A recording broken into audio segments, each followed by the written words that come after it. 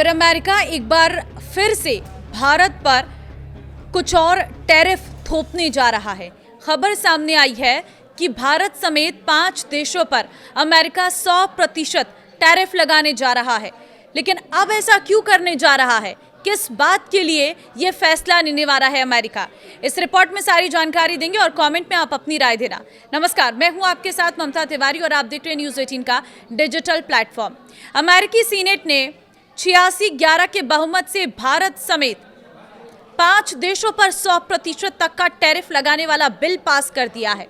Bill के मुताबिक भारत, चीन, स्लोवाकिया, हंगरी और अजरबैजान पर 100% टैरिफ लगाया जा सकता है। ये बिल रिपब्लिकन और डेमोक्रेट दोनों पार्टियों के समर्थन से लाया गया है।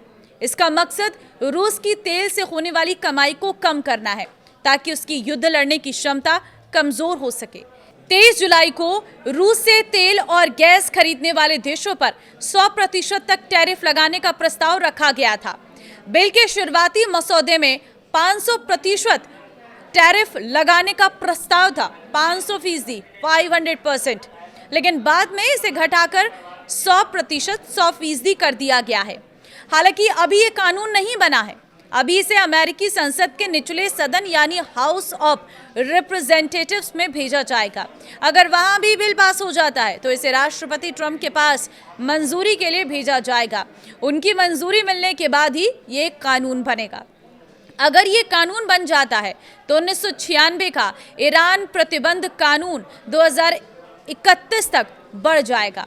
ये कानून उन गैर अमेरिकी कंपनियों पर पाबंदी लगाता है जो ईरान के साथ व्यापार करती हैं।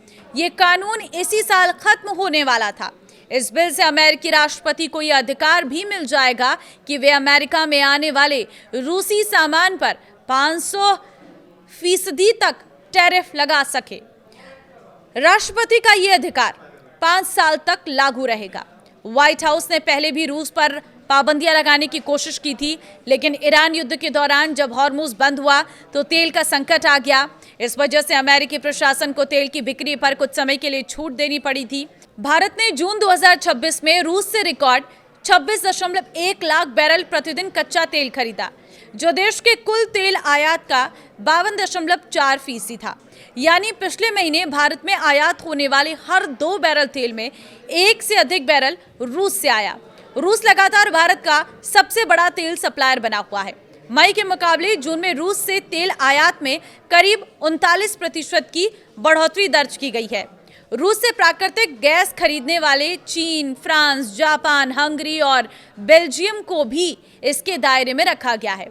हालांकि जो देश रूस की कुल गैस निर्यात का 15% से कम आयात करते हैं और अपनी निर्भरता घटाने की दिशा में कदम उठा रहे हैं, उन्हें छूट मिल सकती है। सीनेट में पेश बिल के तहत 15 यूरोपीय देशों को प्रस्तावित 100% टैरिफ से छूट दी गई है।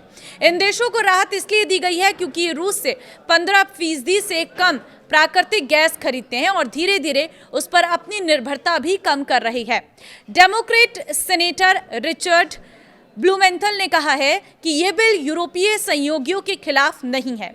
इसका निशाना सिर्फ वे देश हैं जो अब तक रूस के तेल कारोबार को सबसे अधिक आर्थिक सहारा दे रहे हैं। बिल में रूस के ऊर्जा उद्योग, वित्तीय संसाधनों, रक्षा औद्योगिक ढांचे, कारोबारियों और राष्ट्रपति व्लादिमीर पुतिन तक पर प्रतिबंध लगाने का प्रस्ताव है।